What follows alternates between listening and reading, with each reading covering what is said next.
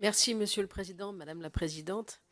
Mesdames, je vous remercie pour ce rapport, d'abord parce que depuis longtemps, les associations et les acteurs du secteur nous alertent sur l'application incomplète de la loi du 4 juillet 2001 relative à l'IVG et à la contraception, qui comprend, vous l'avez dit, l'obligation de cette éducation à la sexualité à tous les élèves chaque année. Cette loi était et est ambitieuse, à hauteur de l'enjeu.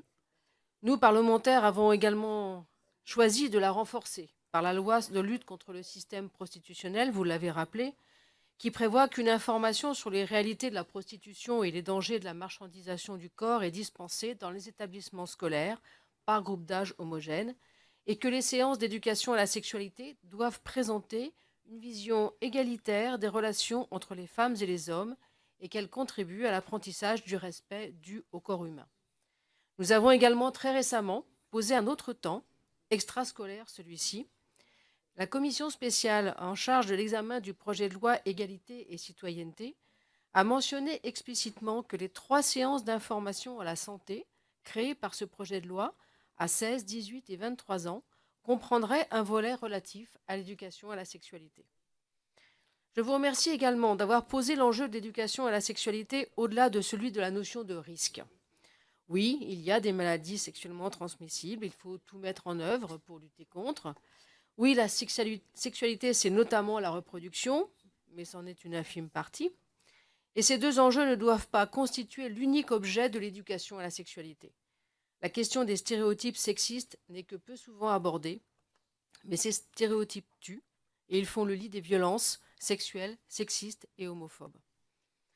Je vous remercie enfin de poser ce sujet de façon apaisée, mais ferme sur les valeurs, les principes et les contenus de l'éducation à la sexualité. Nous avons connu il y a quelque temps une campagne de désinformation qui a fait beaucoup de mal aux enjeux de l'égalité femmes-hommes, mais aussi aux enseignants. Quand quelques individus brandissaient des pancartes « Touche pas à mes stéréotypes », quand d'autres faisaient courir des rumeurs sordides et imbéciles auprès des parents sur le contenu des ABCD de l'égalité, le résultat, c'est qu'aujourd'hui, il est encore plus difficile qu'avant d'intervenir dans les écoles pour parler du respect entre filles et garçons, que des projets qui permettraient de lutter contre les violences sexistes et sexuelles sont annulés. Face à ces mouvements réactionnaires, il nous faut réaffirmer que l'école forme les citoyennes et les citoyens de demain. Et si nous voulons que ces citoyennes et citoyens se considèrent sur un pied d'égalité, soient autonomes et émancipés, si nous voulons voir les violences sexistes et sexuelles diminuer, alors oui, il faut que l'éducation à la sexualité soit dispensée dans les termes que vous proposez dans le rapport, à savoir fondée sur l'égalité des sexes et des sexualités, adaptée à l'âge bien sûr, basée sur des informations scientifiques et sans jugement de valeur. Je veux revenir sur 2 recommandations du rapport qui me semblent être de bon sens et qui touchent à l'opérationnalité de l'application de la loi de 2001.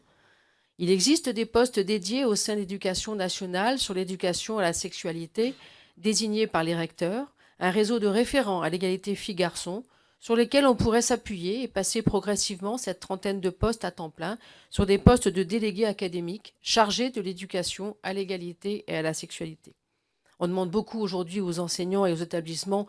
On ne peut pas laisser reposer sur eux la responsabilité de mettre en œuvre ou pas ces sessions d'éducation à la sexualité.